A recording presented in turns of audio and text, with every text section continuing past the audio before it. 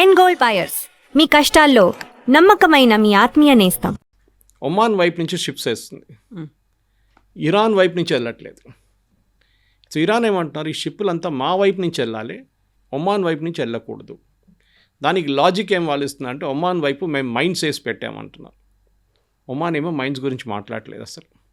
ఇన్ని షిప్పులు పోయిన తర్వాత ఒక షిప్ మీద కూడా మైన్ అటాక్ జరగలేదు, అంటే మైన్ హిట్ కాలేదు. అది అంటే అక్కడ మైన్స్ లేవు, వీళ్ళు జస్ట్ బ్లఫింగ్. ఇరాన్ కోపం ఏంటంటే, అటు వెళ్ళిపోతే ఒమాన్ వైపు నుంచి మేము దాని షిప్స్ని కంట్రోల్ చేయలేకపోతున్నాం, రెవెన్యూ కూడా మిస్ అవుతుంది, వాళ్ళ దగ్గర టోల్ తీసుకోలేకపోతున్నాం. అది ఇరాన్కున్న కోపం. ఇరాన్ ఏమంటారు, ఈ MOUలో ఒక పాయింట్ అది కూడా ఉంది, దట్ 60 daysలో డిసైడ్ చేసి దాన్ని బట్టి మేము we will start charging toll. US ఏమంటున్నారు, అట్లా ఏం లేదంటున్నారు. ఇక్కడ కవిత గారి మెయిన్ ప్రాబ్లం ఇక్కడ వస్తుంది.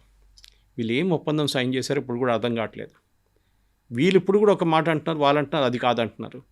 అట్లీస్ట్ 2 ఒప్పందాలు పక్కన పెట్టండి, then we'll see whether what is where అనేది చాలా క్లియర్గా తెలిసిపోతుంది. ఇక్కడే ప్రాబ్లం వస్తుంది. ఇప్పుడు ఇరాన్ అండ్ మన US ఇప్పుడు దోహాలో కలుస్తూ అంటున్నారు. ఖత్తర్ వాళ్ళు మీడియేట్ చేస్తున్నారు. ఎందుకంటే ఖత్తర్ కూడా తెలిసిపోయింది, ఇప్పుడు కొంచెం స్ట్రెయిట్ ఆఫ్ హార్మోస్ ఫ్లో చేయగానే ఆయిల్ గ్యాస్ అంతా ఫ్లో అవుతుంది. మళ్ళీ దీన్ని వీళ్ళు ట్యాప్ ఆఫ్ చేసేలాగా చేస్తే ఇరాన్ మళ్ళీ ఆగిపోతుంది మొత్తం. Oil is already coming near $76 వచ్చేసింది, which is a big relief అన్నమాట అందరికీ.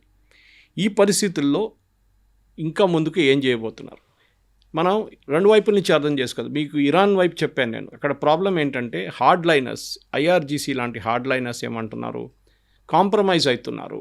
ఎవరు, అరాచి అండ్ గాలిబాఫ్. ఇటువైపు ప్రెసిడెంట్ ట్రంప్ మీద ప్రెషర్ ఏంటంటే, ఆయన టోటలీ సరెండర్ చేసేసారు ఇరాన్కి, అమెరికాకి ఏం రాలేదని చెప్పి అక్కడున్న చాలామంది రిపబ్లికన్ సెనేటర్స్ కానివ్వండి, ఇటు డెమోక్రాట్స్ ఆటోమేటిక్లీ వాళ్ళు కూడా చెప్తున్నారు. అది కాకుండా అమెరికన్ మీడియాలో విపరీతమైన అటాక్ జరుగుతుంది ప్రెసిడెంట్ ట్రంప్ మీద. He is a very weak president, అది ఇది అని చెప్పేసి. సో ప్రెసిడెంట్ ట్రంప్ కూడా చాలా పెద్ద ప్రెషర్లో ఉన్నారు. అది కాకుండా ఆయనకు మెయిన్గా అంటే, మీరు గుర్తుంటుంది, ఆయన ఒక స్టేట్మెంట్ ఇచ్చారు, I don't want to be like Hoover. అంటే మన ప్రేక్షకులు అర్థం చేసుకోవాలి, who is Hoover. Edgar Hoover was a American president. ఈ గ్రేట్ డిప్రెషన్ టైంలో ఆయన ప్రెసిడెంట్ ఉండే. ఆయన తీసుకున్న కొన్ని డిసిషన్స్తోని, నిర్ణయాలతోనే అక్కడ ఆ టైంలో అమెరికాలో డిప్రెషన్ వచ్చింది, గ్రేట్ డిప్రెషన్. అది కాకుండా మొత్తం లోకమంతా ప్రపంచం మొత్తం గ్రేట్ డిప్రెషన్లో వెళ్ళిపోయింది కంప్లీట్గా. దాన్ని బయటికి రావడానికి చాలా సంవత్సరాలు పట్టింది. అండ్ ఆయన చాలా అన్పాపులర్ ప్రెసిడెంట్ అయిపోయారు ఎడ్గర్ హూవర్. ఆయన పేరు ఎక్కడో ఒకటి ఉంది, I think either in Pentagon or in FBI headquarters మీద ఆయన పేరు ఇప్పుడు కూడా ఉంది. ఐ డోంట్ రిమెంబర్ ఎక్కడ ఉంది అనేది, గుర్తు రావట్లేదు నాకు.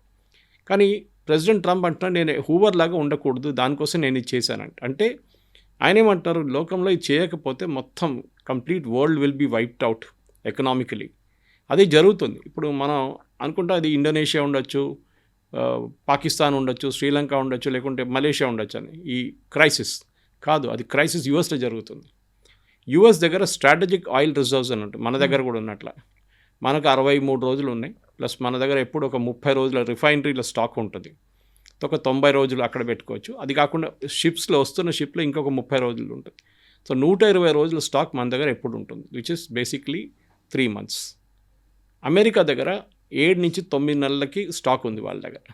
పెద్ద దేశం కదా, వాళ్ళు స్టాక్ ఉంచుకుంటారు.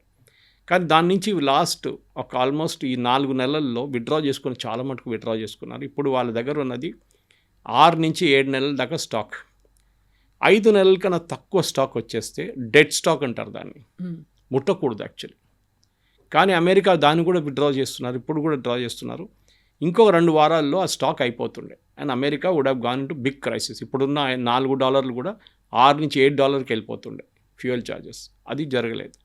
సో దానికి ప్రెసిడెంట్ ట్రంప్ అంటున్నా, నేను దానికోసం చేశాను, ఇక్కడ ప్రజల కోసం చేశాను, అమెరికన్ ప్రజల కోసం చేశారు, ఆల్ ఓవర్ ద వరల్డ్ ఈ ప్రైసెస్ తగ్గించడానికి నేను తీసుకున్న మూవ్ అని చెప్తున్నారు. కానీ ఆయన మీద చాలా ప్రెషర్ ఉంది, ఎట్లయినా డీల్ ఫినిష్ చేయాలి, ఎట్లయినా డీల్ కంప్లీట్ చేయాలని చెప్పి. అట్ ద సేమ్ టైం అటువైపు ఇరాన్ తెలిసిపోయింది, వీళ్ళు ఒక వీక్ రెజ్యూమ్, ప్రెసిడెంట్ ట్రంప్ చాలా ప్రెషర్లో ఉన్నారు. సో ఆయన్ని, ఈ ప్రెషర్ని వీళ్ళు వాడుకుంటున్నారు, టెస్ట్ చేస్తున్నారు. ఒక బాంబేస్ చూద్దాం ఏమవుతుంది, ఓకే మనం కొడుతున్నారు, గుడ్, మనం బహ్రెయిన్ని, కువైత్ని కొడదాం, ఏమవుతుంది చూద్దాం, వాళ్ళు ఏం రియాక్ట్ అవుతారు, నెక్స్ట్ వెయిట్ చేస్తారు 2 రోజుల తర్వాత మళ్ళీ. ఎందుకంటే బేసిక్లీ ఇరాన్ ఏమంటారంటే, స్ట్రెయిట్ ఆఫ్ హార్మోస్ మాది, మా న్యూక్లియర్ వెపన్ అది, మా ట్రంప్ కార్డ్ అది, మేము వాడుకుంటాం, అండ్ వీ విల్, అది మా రైట్ అంటున్నారు. కానీ 20th ఫిబ్రవరి కన్నా ముందు దీని గురించి అసలు మాట్లాడలేదు. ప్రెసిడెంట్ ఒబామాతో చేసిన టీంతో చేసిన జేసీపీఎల్ దీని గురించి అసలు స్ట్రేట్ ఆఫ్ హార్మూజ్ గురించి మెన్షనే కూడా లేదు. మళ్ళీ ఎట్లా వచ్చింది ఇక్కడ, అది పెద్ద ప్రశ్న. సో ఇరాన్ తెలిసిపోయింది, వీళ్ళు స్ట్రేట్ ఆఫ్ హార్మూజ్ని ఒకసారి ఇడిసేస్తే, అమెరికా కంట్రోల్ వచ్చేస్తే దెన్ వీళ్ళకి బార్గెనింగ్ చిప్ అనేది ఏమి ఉండదు ఇరాన్కి. వాళ్ళు ఒక నార్మల్ దేశంలాగా అయిపోతారు, అమెరికా వాళ్ళతో ఫుట్బాల్ ఆడుకుంటారు. ఇప్పుడు మళ్ళీ ట్రంప్ ఒక మాట అంటున్నారు, ప్రపంచంలోనే ఇరాన్ని నేను లేకుండా చేస్తాను, అంత తీవ్ర స్థాయిలో దాడులు అనేవి జరగబోతున్నాయి అనుకున్నప్పుడు ఇరాన్ కూడా అదే అంతే తీవ్ర స్థాయిలో ఎందుకని స్పందిస్తుంది? సడన్గా అక్కడి దాకా వచ్చింది, ఒక పీస్ టాక్స్ అనేవి అవుతున్నాయి, తర్వాత మొత్తం ఒక కంక్లూడింగ్ పాయింట్కి వస్తాయి అనుకున్నప్పుడు మళ్ళీ ఎందుకు ఇలాంటి ఒక మూమెంట్స్ వస్తున్నాయి, ఎందుకని అటాక్స్ జరుగుతున్నాయి? కవిత గారు, ఇరాన్ దగ్గర డబ్బులు లేవు, డబ్బులు లేకుండే, కానీ లాస్ట్ 1 వీక్లో ప్రతిరోజు $140 మిలియన్ సంపాదిస్తున్నారు వాళ్ళు. వాళ్ళ షిప్స్ బయట వెళ్తున్నాయి, 6 నుంచి 8 షిప్లు. సో వాళ్ళ దగ్గర ఇప్పుడు నెక్స్ట్ ఒక 2-3 మంత్స్లో వాళ్ళ దగ్గర కావాల్సిన డబ్బులు వచ్చేస్తుంది. వచ్చిన తర్వాత వాళ్ళు ఏం చేస్తారు, ఫస్ట్ వాళ్ళ దగ్గర ఉన్న IRGC స్టాఫ్కి శాలరీ ఇవ్వలేదు 3 నెలల నుంచి, ఆ శాలరీ ఇస్తారు. వాళ్ళ రెగ్యులర్ మున్సిపల్ వర్కర్స్ కానీ టీచర్స్ కానీ వాళ్ళకి జీతం ఇవ్వాలి, అది ఇచ్చేస్తారు. సో ఒక లెవెల్ దాకా కంట్రోల్ అయిపోతారు అక్కడ. నెక్స్ట్ ఇన్ఫ్లేషన్, ఇప్పుడున్న ఇన్ఫ్లేషన్ 70% 80% ఇన్ఫ్లేషన్, దాన్ని తగ్గించాలి. దానికి ఏం కావాలి, బయట నుంచి గోధుమలు తెచ్చుకోవాలి, మిగతా మీట్ తెచ్చుకోవాలి బయట నుంచి. అమెరికా ఏమంటున్నారు, మేము మా దగ్గర డబ్బులు ఉంది, మీ డబ్బులు $26 బిలియన్ ఉంది కదా, మేము మీకు ఇచ్చేస్తాం, కానీ ఇవ్వం డైరెక్ట్గా, మీరు అమెరికన్ ఫార్మర్స్ దగ్గర నుంచి గోధుమలు కొనుక్కోండి, సోయాబీన్ కొనుక్కోండి, మేము కొనేసి మీకు ఇచ్చేస్తాం, మీరు అంత ట్రబుల్ కూడా తీసుకోక్కర్లేదు, వీ విల్ 26 బిలియన్ నుంచి కొన్ని తీసి మీకు ఇచ్చేస్తారు. వీళ్ళేమంటారు, వద్దు, మాకు మీ దగ్గర నుంచి ఏమొద్దు, మాకు ఆ డబ్బులు ఇచ్చేసేయండి, మా డబ్బులు. దీన్ని ఒక కాంటెక్స్ట్గా చూడాలి కవిత గారు, చాలా ఇంపార్టెంట్ కాంటెక్స్ట్ ఉంది. ప్రెసిడెంట్ ఒబామా JCPO సైన్ చేసినప్పుడు చాలా స్ట్రిక్ట్ కంట్రోల్స్ ఉండే. ఇన్ఫ్యాక్ట్ ఇవాళ పొద్దున I was watching John Kerry, ఇప్పుడు పాత secretary of state John Kerry, Obama టైంలో ఆయన మెయిన్ నెగోషియేటర్ ఉండే ఈ JCPO డీల్ది. కెరీ గారు అడిగినప్పుడు ఆయన ఏం చెప్పారంటే, JCPO డీల్ ఎంత స్ట్రిక్ట్ ఉండే, ఇరాన్ ఒక యురేనియం 10 గ్రాములు కూడా ఇక్కడి నుంచి తీసి అక్కడ పెట్టలేరంట, అంత స్ట్రిక్ట్ ఉన్నారంట, తెలిసిపోతుందంట. ఎందుకంటే US intelligence, British, Russian, Chinese వీళ్ళందరూ కలిసిన ఇంటెలిజెన్స్లో చాలా వీళ్ళందరూ ఇరాన్ మీద నిఘా పెట్టున్నారు. JCPO అగ్రిమెంట్ ప్రకారం వీళ్ళందరూ సంతకం పెట్టారు దాంట్లో. అది కాకుండా ఇరాన్ వైపు నుంచి కూడా వాళ్ళకి తెలిసిపోయింది వీళ్ళ మీద ఫుల్ ప్రెషర్ ఉందని. ఇరాన్ CCTV కెమెరాలను కూడా అడ్జస్ట్ చేయలేకపోయారు వాళ్ళు. యూజువలీ వాళ్ళు CCTV కెమెరా ఫడ్ చేస్తారు, అది చేయలేరు. సో జాన్ కెరీ ఏం చెప్పారంటే, దిస్ వాజ్ సో స్ట్రిక్ట్. అప్పుడు మేము ఏం చేసాం, ఇంత ఒక 5-6 నెలలు ఇట్లా నడిచినప్పుడు మాకు తెలిసిపోయింది, అండ్ వీళ్ళందరూ రిపోర్ట్ ఇచ్చారు.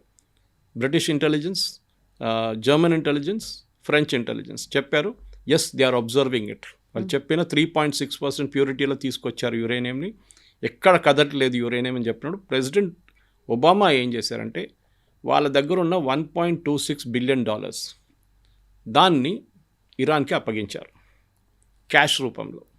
అది ఎందుకు చేశారంటే, అసలు దానికి ఇంకో స్టోరీ, దానికి పెద్ద స్టోరీ చేశారు, మన క్యాంపెయిన్ చేశారు president Trump. Obama American tax payer డబ్బులు తీసుకొని ఇరాన్కి అప్పగించేశారు, చూడండి సరెండర్ అయిపోయారు అన్న. ఇరాన్ ఏం చేయలేదు, ఇరాన్ న్యూక్లియర్ వెపన్స్ అది అన్నీ చేశారు, ఇరాన్ యాక్చువల్లీ చేయాల్సిన అన్నీ చేశారు. కానీ ప్రెసిడెంట్ ట్రంప్ క్యాంపెయిన్ ఇట్లా ఉండేనమాట. ఏం జరిగిందంటే, షా ఆఫ్ ఇరాన్ ఉన్న టైంలో ఆయుధాల కోసం డబ్బులు ఇచ్చారు ఆయన. దిట్ వాజ్ సమ్ బిలో $1 బిలియన్ ఉండే.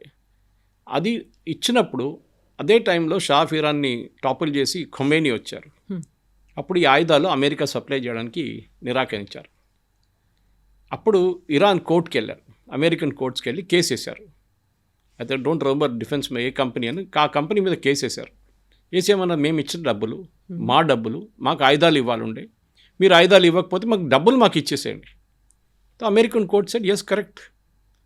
సో ఇవ్వలేదు. సో ఏమందంటే ఇంట్రెస్ట్ మీద ఇంట్రెస్ట్ పడి ఇప్పుడు $1.26 బిలియన్ వచ్చింది అప్పుడు ఇంట్రెస్ట్. సో ప్రెసిడెంట్ ఒబామా ఏం చెప్పారంటే, ఈ డబ్బులు మనం ఎందుకు పెట్టుకోవాలి, మనం ఇంట్రెస్ట్ కడుతున్నాం దాని మీద, ఇరాన్కి ఇచ్చేద్దాం, ఎనీవే దే ఆర్ ఫాలోయింగ్, మనం చెప్పిందంతా వాళ్ళు వింటున్నారు కదా అని. ఆ డబ్బులు ఉండేది. ఇప్పుడు ఆ 1.26 బదులు ప్రెసిడెంట్ ట్రంప్ $26 బిలియన్ ఇవ్వబోతున్నారు.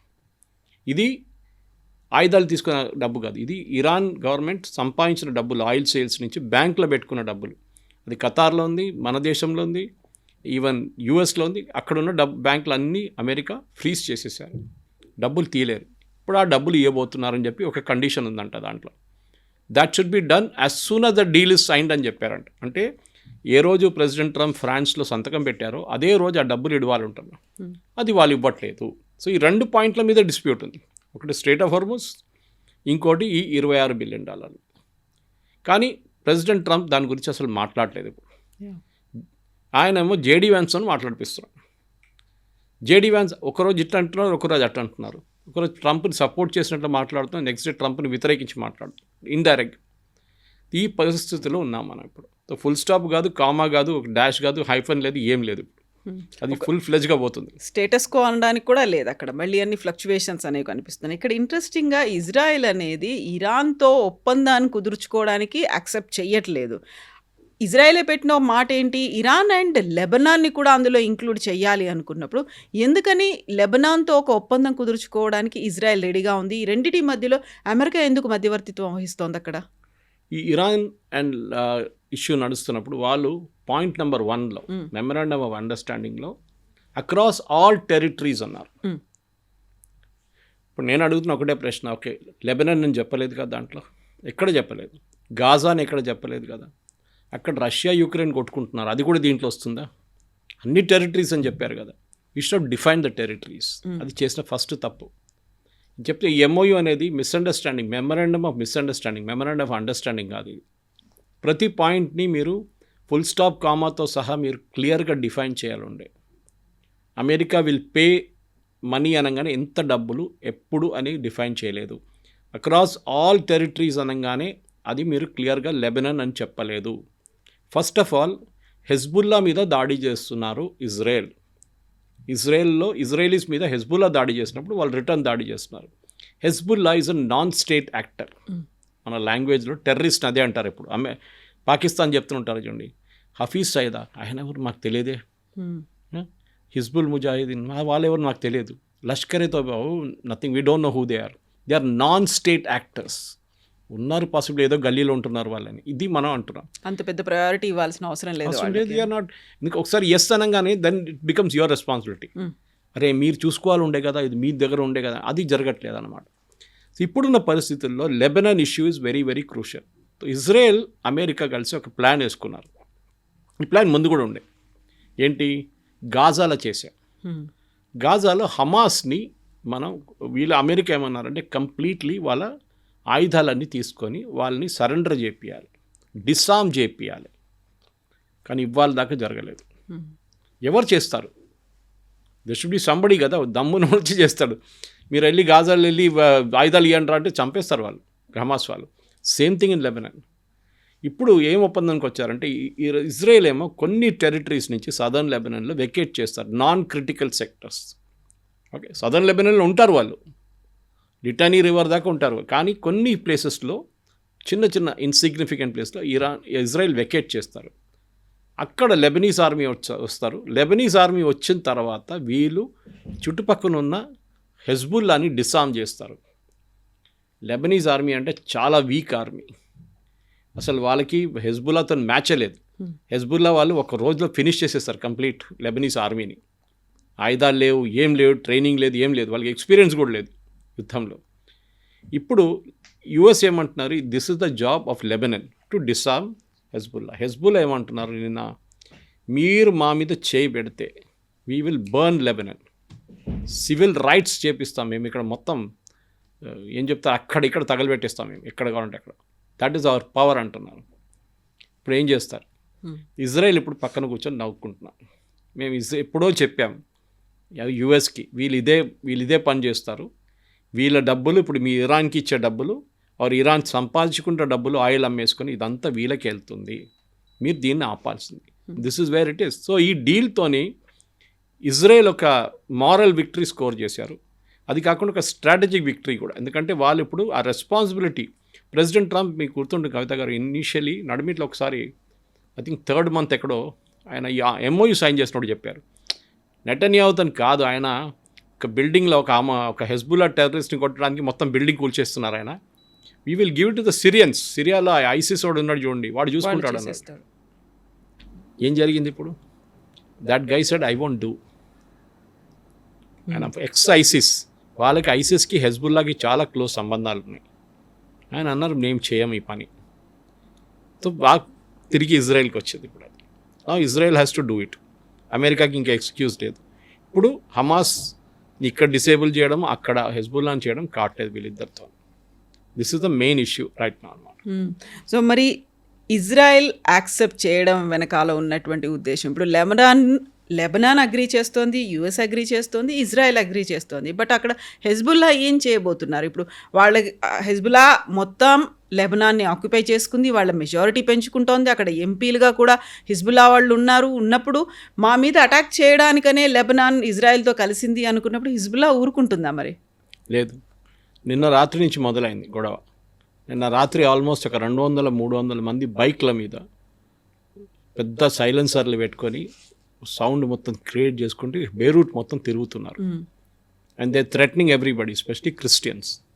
మనకు అందరూ తెలిసిందే లెబనాన్ క్రిస్టియన్ కంట్రీ ఉండే ముందు, కానీ అక్కడ ఓవర్ ద ఇయర్స్ ఈ షియా వాళ్ళు వచ్చి రావడం, అది కాకుండా మిగతా ముస్లిం దేశాల నుంచి వచ్చి చాలామంది రెఫ్యూజీస్ ఉండడంతో ఇప్పుడు లెబనాన్ ఒక ఇస్లామిక్ కంట్రీగా మారిపోయింది. Technically not Islam, but Islamic country లాగా మారిపోయింది. అక్కడ ఇప్పుడు 16% మంది క్రిస్టియన్స్ ఉన్నారు. మైనారిటీ అయిపోయారు వాళ్ళు. క్రిస్టియన్స్ మీద దాడి చేస్తారు. అప్పుడు యుఎస్ రియాక్ట్ అవుతారు. యుఎస్ రియాక్ట్ అయినప్పుడు మళ్ళీ ఇంకొక ఫ్రంట్ ఓపెన్ అయిపోతుంది యుద్ధంలో. అండ్ ఇజ్రాయెల్కి ఇది ఎగ్జాక్ట్లీ ఇదే కావాలి. ఇజ్రాయెల్ ఎప్పటి నుంచో చెప్తున్నారు, మీరు ఇరాన్ని బిలీవ్ చేయకండి. ప్రెసిడెంట్ ట్రంప్ ఏమో ఆయన బాబు యుద్ధం ఎట్లా ఆపాలని చెప్పి, I should not be another Hoover అని చెప్పేసి, యుద్ధం ఎట్లా ఆపుదాం, ఎట్లా ఆపుదాం, మనం ఈ వేళతో ఎవరితోనే సంతకం పెట్టుకుందాం, I will do a deal with the devil అంటారు ఇంగ్లీష్లో. అది చేశారు. ఇప్పుడు ప్రెసిడెంట్ ట్రంప్కి చేయాల్సి వస్తుంది ఈ పని. ఇజ్రాయెల్ పక్కన జరిగిపోతారు, మీరే చేసేసుకోండి, మీరు disarm Hezbollah, then we'll see how it possible. కాదు అది. సో లెబనాన్ ఇంకో ఫ్లాష్ పాయింట్గా మారబోతుంది. బహుశా ఇంకొక 2-3 వారాల్లో హెజ్బుల్లా మీద అమెరికా ఏమైనా మూవ్స్ చేస్తే డెఫినెట్గా హెజ్బుల్లా రియాక్ట్ అవుతారు.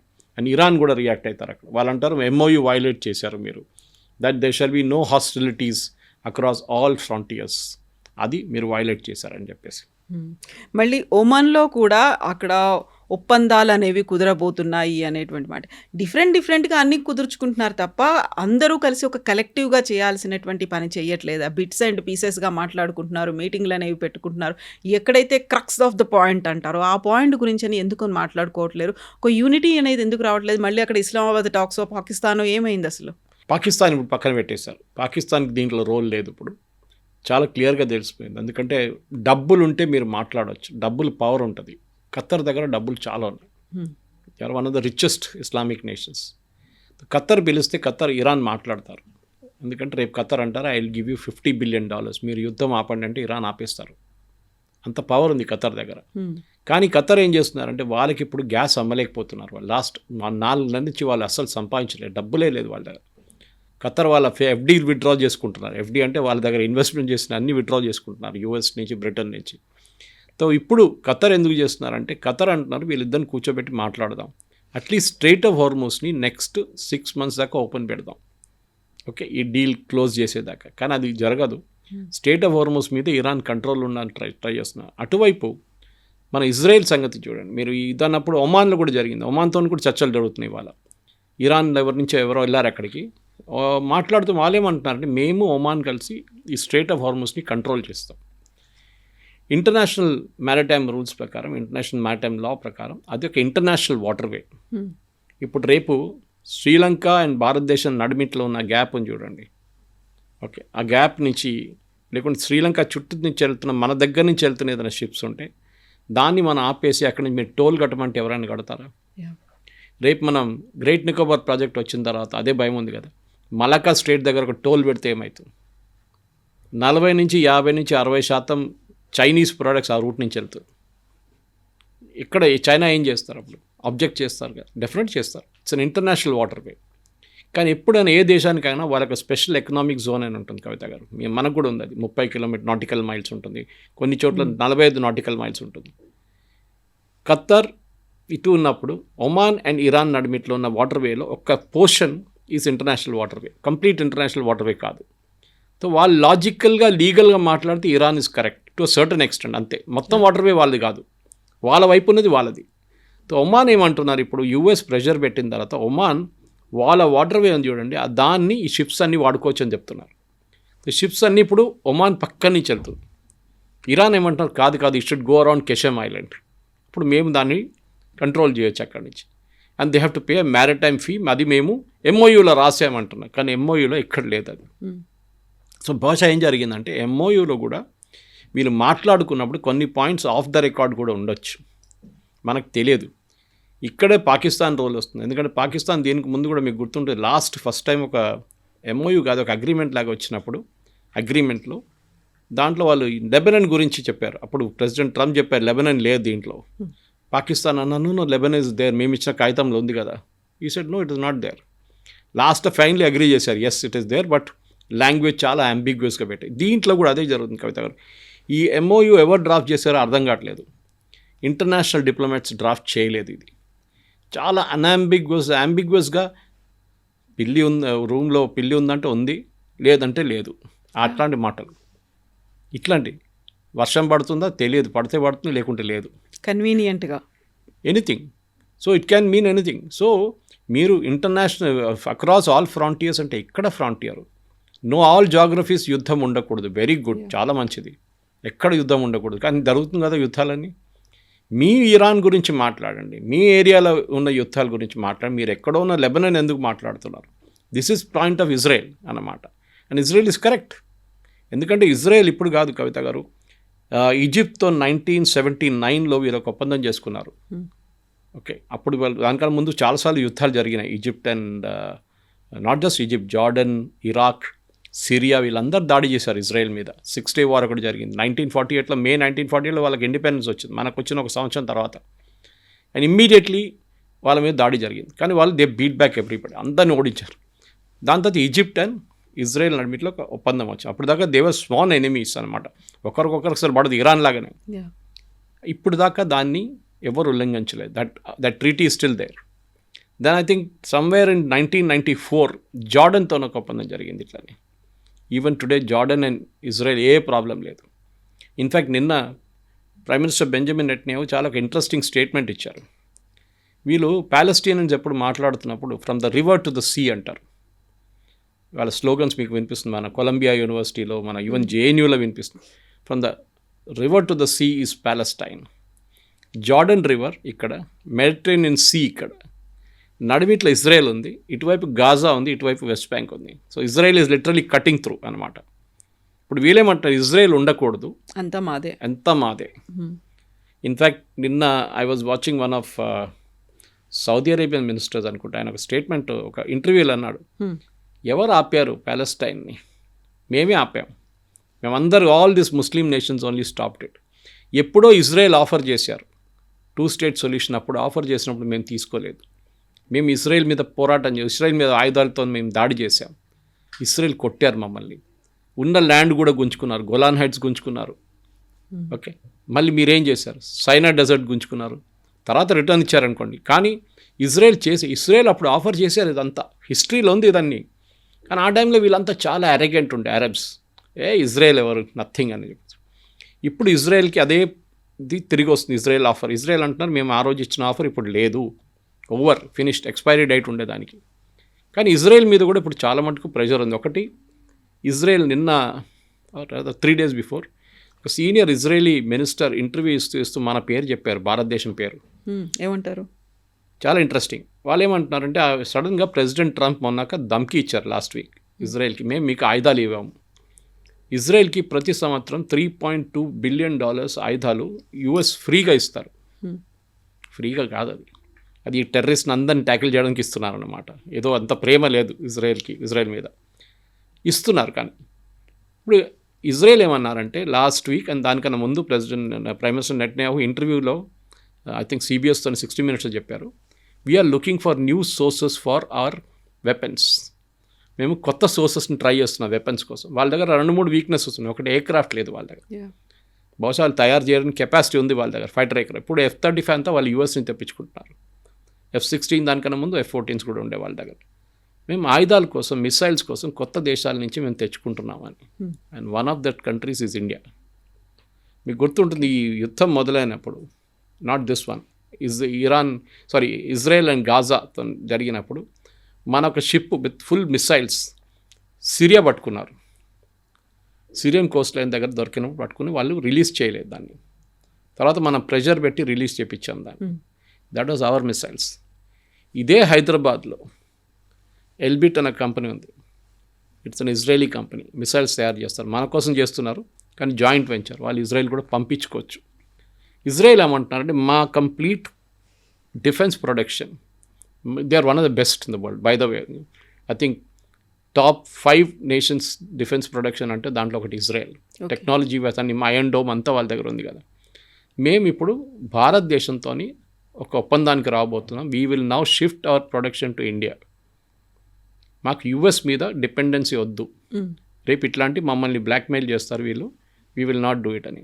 దానికోసం మీరు చూసుంటారు సోనియా గాంధీ స్టేట్మెంట్ వచ్చింది నిన్న ఇమ్మీడియట్గా. ఇన్ని రోజులు గాజా గురించి మాట్లాడిన సోనియా గాంధీ మోదీ ఇజ్రాయెల్కి వెళ్తారు, మోదీ దీని గురించి మాట్లాడలేదు గాజా గురించి అని చెప్పేసి.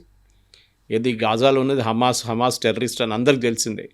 గాజా ప్రజల మీద ఇంత ఏం చెప్తారు సింపతి ఉన్న వాళ్ళు మిగతా ఏరియాలో నడుస్తున్నప్పుడు కాశ్మీరీ పండిట్స్ కొట్టినప్పుడు వీళ్ళు ఎవరో ఏడవలేదే కాశ్మీరీ ఈ కాంగ్రెస్ వాళ్ళు. ఓకే, అది వీళ్ళ ప్రాబ్లం అనమాట. ఎనీవే, తో ఇప్పుడు అది వచ్చేస్తే ఐ థింక్ మన డిఫెన్స్ ఇండస్ట్రీస్ ఆల్రెడీ ఇప్పుడు 28,000 కోట్లు, ఈ సంవత్సరం 36,000 కోట్లు మనం ఎక్స్పోర్ట్ చేయబోతున్నాం. They'll be a big fillip. అంటే ఇజ్రాయెల్ నుంచి ఒక ఆల్మోస్ట్ 12 నుంచి 14 ఆర్గనైజేషన్స్ కంపెనీ, దాంట్లో ఒక ఆల్మోస్ట్ 4 మన దేశాల్లో పనిచేస్తుంది ఆల్రెడీ. మిగతా వాళ్ళు కూడా రావడం మొదలు పెడతారు. ఇన్ఫ్యాక్ట్ రఫాల్ అని చెప్పి ఇంకో company, not to confuse with French Rafale, this Rafael systems అని చెప్పి ఇజ్రాయలీ కంపెనీ ఉంది. వాళ్ళు కూడా మిసైల్స్లో ఎక్స్పర్ట్స్ వాళ్ళు. ఇన్ఫ్యాక్ట్ కార్గిల్ యుద్ధాల్లో మనకి యుఎస్ డినై చేశారు మిసైల్స్, అప్పుడు ఇజ్రాయెల్ మనకి హెల్ప్ చేశారు. ఇన్ఫ్యాక్ట్ బాలాకోట్ స్ట్రైక్లో బంకర్ బస్టర్ బాంబ్ యూజ్ చేశారు చూడండి, which killed Nasrallah in Beirut. Same bunker buster Israel మనకి ఇచ్చారు, అప్పుడు మనం బాలాకోట్లో వాడుకున్నాం. సో ఇజ్రాయెల్ అండ్ భారతదేశం నడిమిట్లో ఉన్న collaboration is a fall out of the యుఎస్తోనే ఉన్నాయి. కానీ నిన్న యుఎస్ మళ్ళీ తిరిగి వచ్చి వాళ్ళ యుఎస్ నుంచి రీఫ్యూయలింగ్ ఎయిర్క్రాఫ్ట్ అన్ని తీసుకెళ్ళిపోయారు పోయిన వారం. ప్రెసిడెంట్ ట్రంప్ కోపం వచ్చి రిమూవ్ ఆల్ రీఫ్యూయలింగ్ ఎయిర్క్రాఫ్ట్ అన్నారు. నిన్న Saudi Arabia, Qatar, Bahrain, UAE, Kuwait and Oman, దీంట్లో ఉన్న చాలా మట్టుకు ఎయిర్క్రాఫ్ట్ని నిన్న రాత్రి నుంచి వీళ్ళు ఇజ్రాయెల్కి మూవ్ చేయడం మొదలుపెట్టారు. ఎందుకంటే వీళ్ళ భయం ఉంది, రెగ్యులర్గా ఇరాన్ అక్కడ జాడి చేస్తున్నారు అండ్ ఈ నేషన్స్ని వార్న్ చేస్తున్నారు, మీరు ఎప్పుడెప్పుడు యుఎస్ బేసెస్ని అలౌ చేస్తారో మేము మీ మీద దాడి చేస్తూనే ఉంటాం. So now they are moving all the bases కాదు, చాలా మటుకు ఎయిర్క్రాఫ్ట్ అండ్ పర్సనల్లీ ఇజ్రాయెల్కి మూవ్ చేస్తున్నారు. సో ప్రెసిడెంట్ ట్రంప్ కూడా తెలిసిపోయింది, వీళ్ళు ఎక్కువ డ్రామా చేస్తే వీళ్ళు ఇండియన్స్ దగ్గర వెళ్తారు, అక్కడి నుంచి మొదలు పెడతారు ప్రొడక్షన్. సో అమెరికాని ఇన్సిగ్నిఫికెంట్ చేసేస్తారని చెప్పేసి. ఎందుకంటే అమెరికన్ ఆయుధాలు చాలా ఎక్స్పెన్సివ్. మనం ఈ యుద్ధంలో నేర్చుకున్న అన్నిటికంటే బెస్ట్ లెసన్ అది. $1 million ఉన్న పేట్రియట్ మిసైల్ ఒక $20,000 ఉన్న డ్రోన్ని ఇంటర్సెప్ట్ చేస్తుంది. మీ ఎకానమీస్ ఆఫ్ స్కేల్ మొత్తం పోతుంది మీది. ఈవెన్ గల్ఫ్ నేషన్స్ అంటున్నారు, ఇప్పుడు మన దగ్గర నుంచి యుఏఈ ఒప్పందం పెట్టుకున్నారు, they are buying BrahMos from us, చాలా చీప్ కంపేర్ టు వాట్ వాళ్ళ యుఎస్ ఇస్తున్న ఆయుధాలు చూస్తే. ఇప్పుడు స్లోలీ మారుతున్నారు అందరు. ఇప్పుడు అందరు ఏమంటున్నారు, ఈవెన్ సౌదీ అరేబియా అదే అంటున్నారు, మమ్మల్ని కాపాడుకోవాలని వచ్చిన యుఎస్ డబ్బులు ఇస్తున్నాం వాళ్ళకి, మమ్మల్ని కాపాడండి అని చెప్పి బేస్ ఇచ్చాం. వాళ్ళ పని కూడా చూసుకోవట్లేక వాళ్ళ ఎంప్లాయీస్ని అంతా హోటల్కి తీసుకెళ్ళిపోయారంట. బేస్లో పెట్టకుండా వాళ్ళ సర్వీస్ ఉమెన్ని హోటల్స్ తీసుకెళ్ళిపోయారంట. ఎయిర్క్రాఫ్ట్ ఇజ్రాయెల్కి తీసుకెళ్ళిపోతున్నారు, ఖాళీ చేసేస్తున్నారు బేస్ వాళ్ళు. మమ్మల్ని ఎవరు కాపాడతారు? We have learned a lesson. దానికోసం గల్ఫ్ నేషన్స్ ఏం నేర్చుకున్నారంటే, ఇప్పటి నుంచి ఈ సీన్ మారిపోయింది గల్ఫ్లో. జీసీసీ కంట్రీస్ మా ప్రొటెక్షన్ మేమే చూసుకోవాలి, ఇంకెవ్వరు మమ్మల్ని హెల్ప్ చేయడానికి రారు. పాకిస్తాన్ తీసుకొని పెట్టుకున్నారు వాళ్ళు రెంట్కి ఒక 4,000 మంది సోల్జర్స్ అండ్ ఒక 15 ఎయిర్క్రాఫ్ట్. యుఏఈ ఏమో మనతో ఒప్పందం చేసుకున్నారు, మన షిప్స్ కానీ మన ఆర్మ్ ఫోర్సెస్ అక్కడ వెళ్ళొచ్చు ఇప్పుడు యుఏఈకి. ఈ యుద్ధంలో నేర్పించిన అన్నిటికంటే పెద్ద లెసన్ అంటే ఇరాన్ దగ్గర నేర్చుకోండి. ఇరాన్ ఎట్లా చేశారు, వాళ్ళ మిసైల్ ప్రొటెక్షన్ గల్లీలో తయారు చేస్తారు వాళ్ళు. They are able to make 50,000 to 60,000 high end drones, ఏదైనా నార్మల్ మనం చూసే డ్రోన్స్ కాదు, ఆల్మోస్ట్ లైక్ ఎన్ ఎయిర్క్రాఫ్ట్. అది వాళ్ళు తయారు ఎట్లా చేస్తున్నారు అంటే వాళ్ళ దగ్గర దే ఆర్ వెరీ గుడ్ ఎడ్యుకేషన్లో, there is no doubt. Technical education Iran is brilliant. ఇది మెయిన్ అన్నమాట, ఇది జరుగుతుంది. సో ఒక కంప్లీట్ గల్ఫ్ కంట్రీస్లో మార్పు వస్తుంది. యుఎస్ నేర్చుకున్నారు, ఇజ్రాయెల్ నేర్చుకున్న లెసన్ అండ్ ఇరాన్ ఆల్సో. కానీ ఇప్పుడు చూడాల్సింది, ఈ అగ్రిమెంట్ మళ్ళీ స్ట్రేట్ ఆఫ్ హార్మోస్లో జరిగితే మళ్ళీ ఇదే స్టోరీ రిపీట్ అవుతుందని.